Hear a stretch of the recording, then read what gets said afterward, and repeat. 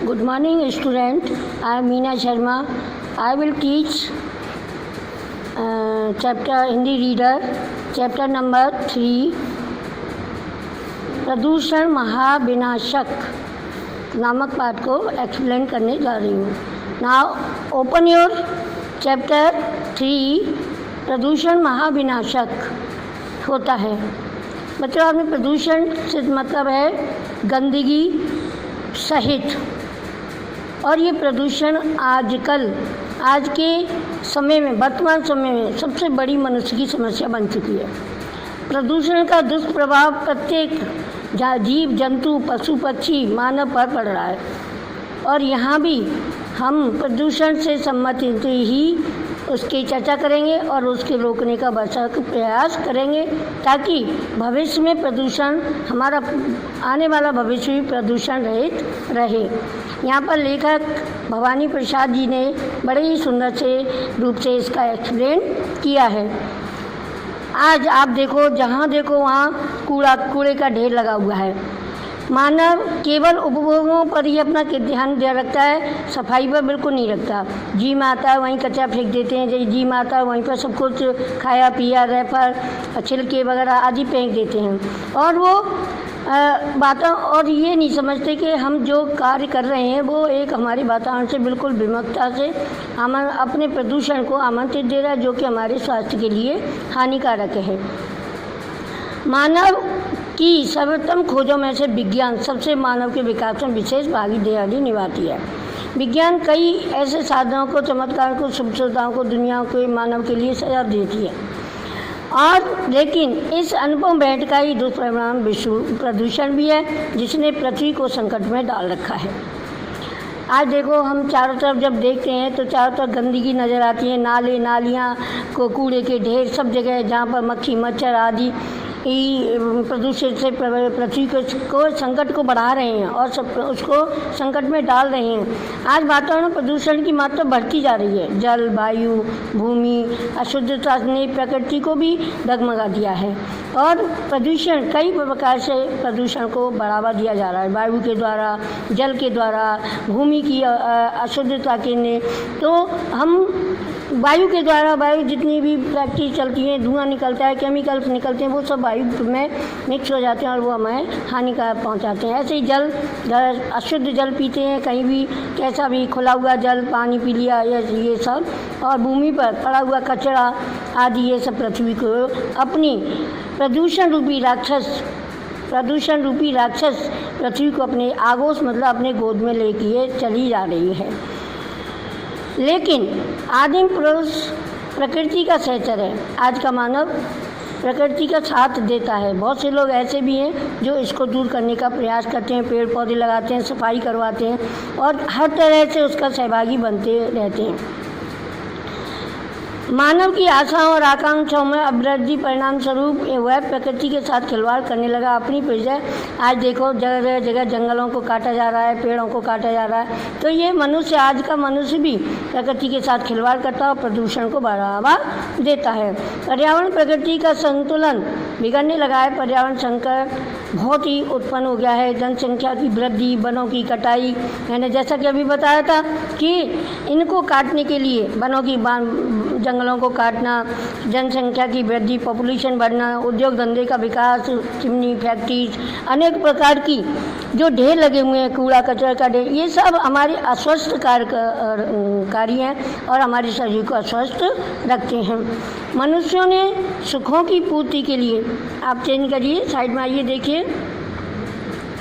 मनुष्य अपने सुखों की पूर्ति हेतु जहाँ एक और वनों को उजाड़ा व वन्य जीवन को विनष्ट करता है वहीं प्लास्टिक से आप देखो प्लास्टिक की थैलियाँ जगह जगह यूज होती हैं उनको यूज किया जाता है फेंक दिया जाता है. गाय जानवर मीठा समझ करके उसे खा जाते हैं और उनको शारीरिक रूप से कष्ट होता है और एक मृत्यु को प्राप्त हो जाते हैं. अतः ये कचरे के महल खड़े जगह जगह देखो आप कचरे के ढेर लगे हुए हैं. ये सब क्या है ये वायु को प्रदूषित करते हैं कीड़ा मकोड़े पैदा करते हैं और जल को प्रदूषित करते हैं. ये सब हमारे स्वास्थ्य के लिए सिद्ध अस्वस्थ करने के सिद्ध हो रहे हैं। आज प्लास्टिक के खिलौने, बर्तन, मोबाइल, कुर्सियाँ, मेज, कुछ बाजों, अनेक ऐसी वस्तुएं हैं जो प्लास्टिक से बनी हुई हैं। आज नदियाँ नालों में परिवर्तित हो गई हैं। आपने देखा फैक्ट्रियों के जितने भी रासायनिक मलबा, घरों का मैल, शहरों की गंदगियाँ सब नदियों में, नालों के द्वारा नदियों में प्रवाहित हो रही हैं और नदी के जल को प्रदूषित कर रही हैं। जल को जीवन कहा जाता है, ये सत्य है, लेकिन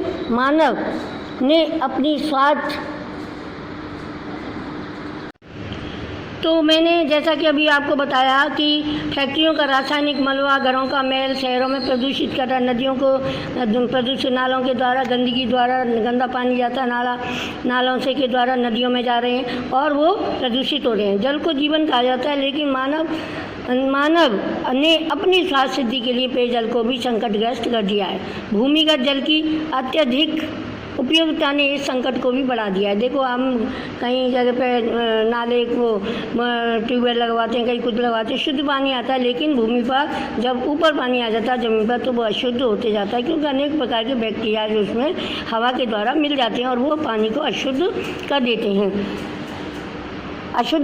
जल की भांति वायु भी दूषित हो गई है। फैक्ट्रियों का धुआं, घरों से निकलने वाले ईंधन का, मोटर का धुआं, भट्टियों का, ये कार्बन की मात्रा को निरंतर बढ़ाता जा रहा है और ये कार्बन डाइऑक्साइड वायु में मिलती है, विषैली, तो गैसें विषैली हो जाती हैं और वो विषैली गैसें मनुष्य के शरीर में पहुंचकर मनुष्य को अन्य प्रकार की बीमारियों का शिकार बना देते हैं, उनको हानि पहुंचाते हैं। इसी तरह से वायु प्रदूषण ने से सांस संबंधी रोगों जैसे अस्थमा, आपने देखा होगा 99% आदमी आज का अस्वस्थ रहता है, रोगग्रसित रहता है और उसे अनेक बीमारियों का सामना करना पड़ता है, जैसे अस्थमा, फेफड़ा का कैंसर आदि अनेक रोगों को उत्पन्न कर दिया गया है।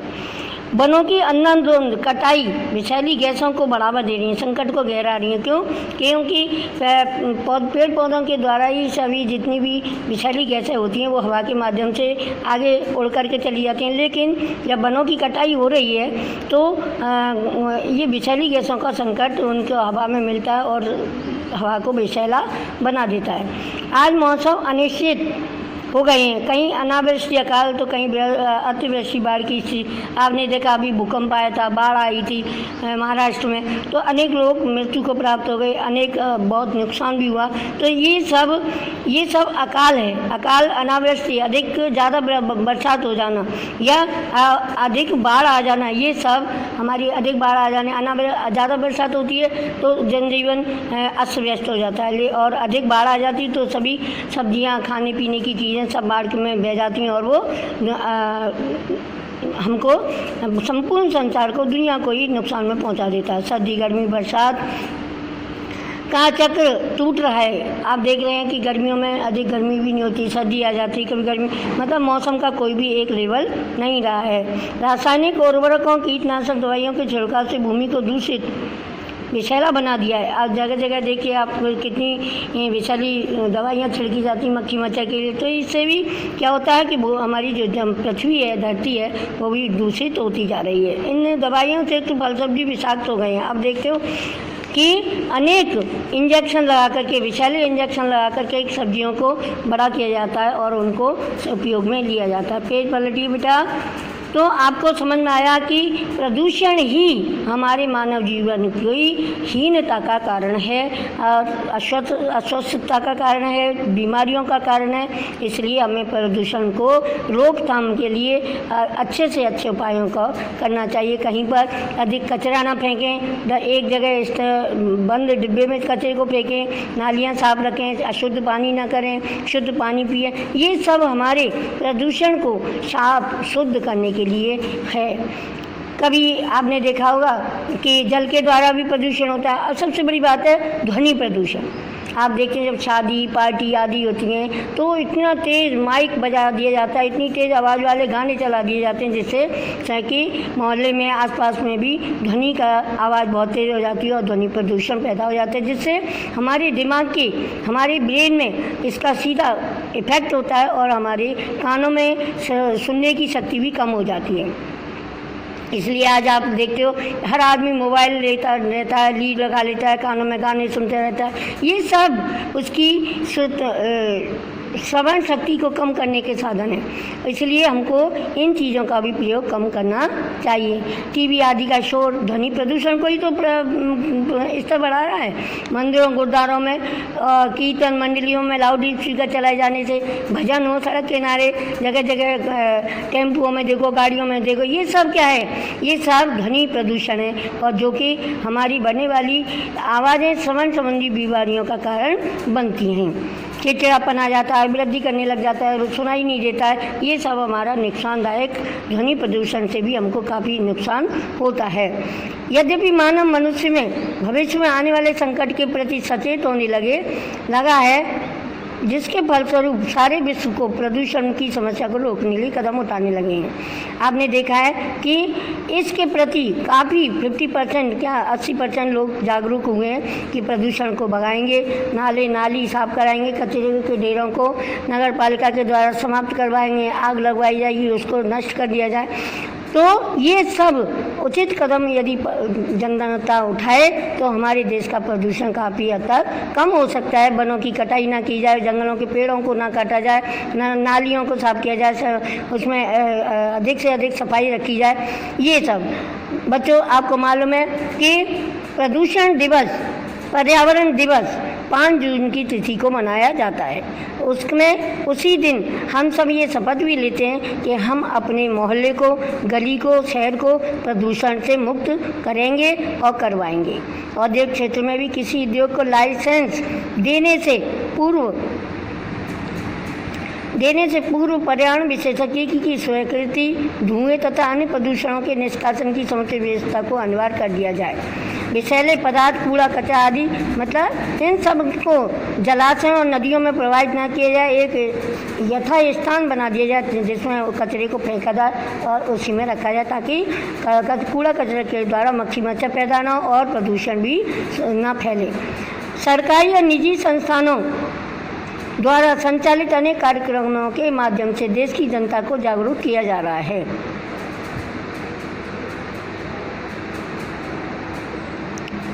लेकिन आज भी हम प्रदूषण के प्रति सचेत नहीं हैं और निरंतर प्रदूषण के स्तर को बढ़ाते जा रहे हैं। यदि हम प्रदूषण की रोकथाम करना चाहते हैं तो सबसे उत्तम वृक्षारोपण, जगह जगह वृक्ष लगाए जाएं, पेड़ लगाए जाएं और उस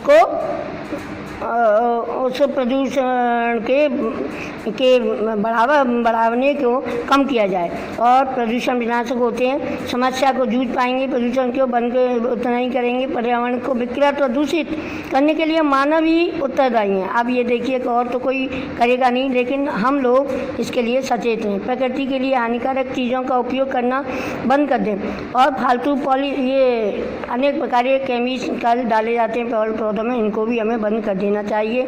जैसे पॉलीथीन या प्लास्टिक का उपयोग ये बंद होना करो, इसका प्रयोग नहीं करना चाहिए। जल, वायु, भूमि, आकाश की स्वच्छता को बनाए रखना चाहिए, जल को शुद्ध रखना चाहिए, कुएं, बावड़ी आदि को ढककर रखना चाहिए।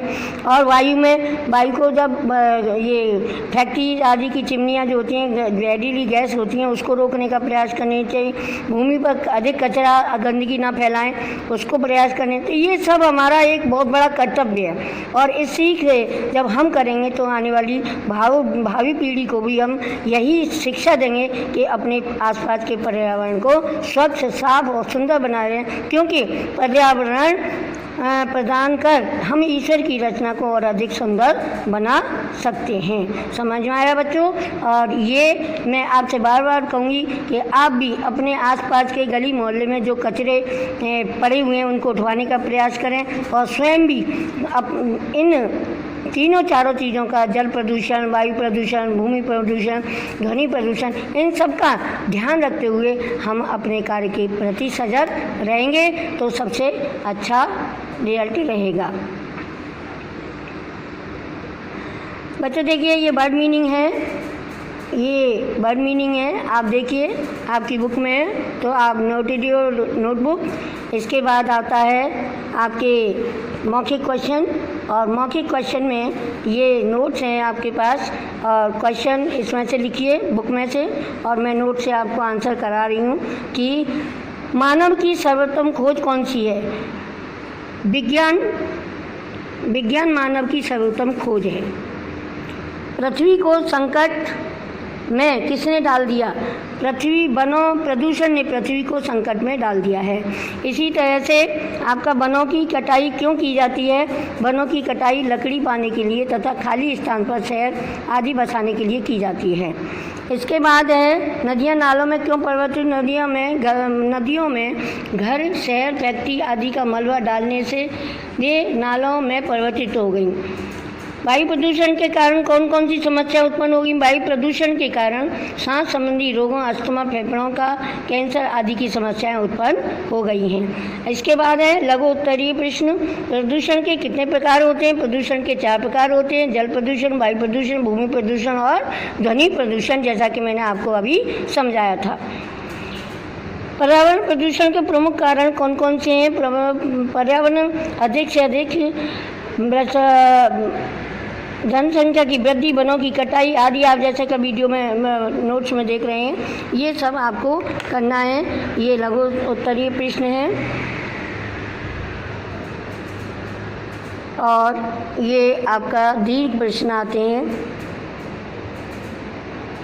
वनों की अंधाधुंध कटाई का कारण ये सब आपका आ रहे हैं। अब इसके बाद आप देखिए दीर्घ उत्तरीय प्रश्न। क्या देखेंगे? दीर्घ उत्तरीय प्रश्न। प्रश्न है वन्य जीवों को प्रजातियों के विनष्ट होने के 3 कारण बताइए। क्या 3 कारण बताइए? तो ये आप देखिए, ये तीनों क्वेश्चन किए हुए हैं, इनका आंसर है ये, और आप अपनी नोटबुक में नोट करते जाएंगे ताकि आपको आने वाले समय में परेशानी ना